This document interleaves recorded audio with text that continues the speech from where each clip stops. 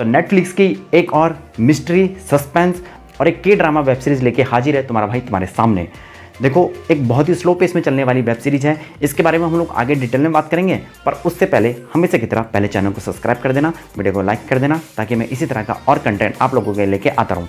तो चलो सबसे पहले आ जाते हैं और बात कर लेते हैं इस वेब सीरीज़ की स्टोरी की। तो कुल मिला के इसमें 8 एपिसोड हैं और एक घंटे के एपिसोड है भाई। तो 7.5 से 8 घंटे आपको इस वेब सीरीज़ को देने पड़ेंगे।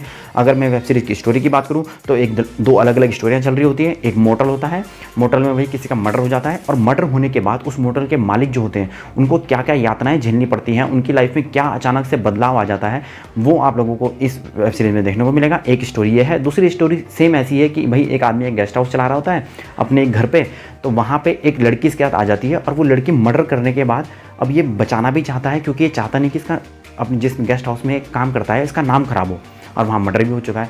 तो ये बंदा जो एजेड बूढ़ा है, ये भाई इस मर्डर को एक तरह से छुपाने की कोशिश भी करता है, पर बाद में फिर इसको सामने भी लेके आ जाता है।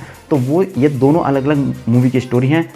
आपस में एंड में जाके दोनों कैसे कंबाइन होती हैं, कैसे जुड़ती हैं।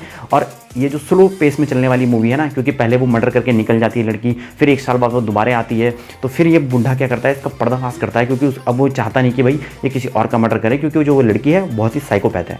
तो भाई इस तरह की कुछ मूवी है। बहुत आप लोगों को स्टार्टिंग में देखोगे तो बहुत ही आप लोगों को मतलब एक तरह से घोच पौच लगेगी, आप लोगों को क्या स्टोरी चल रही है, क्या कुछ चल रहा है। तो भाई स्टार्टिंग के कम से कम 1 से 1.5 एपिसोड आपको समझने में लग जाएंगे, पर जैसे जैसे आपको समझ में आने लगेगी थोड़ा आपको इंटरेस्ट बनने लगेगा। कहीं कहीं पे ये वेब सीरीज़ आपको बोर भी करेगी, कुछ एपिसोड तो इसके भाई पक्का आप लोगों को बोर करेंगे, क्योंकि ऐसा लगा ज़बरदस्ती की खींचने की कोशिश की गई है, इतने ज़्यादा खींचने की इसको ज़रूरत नहीं थी।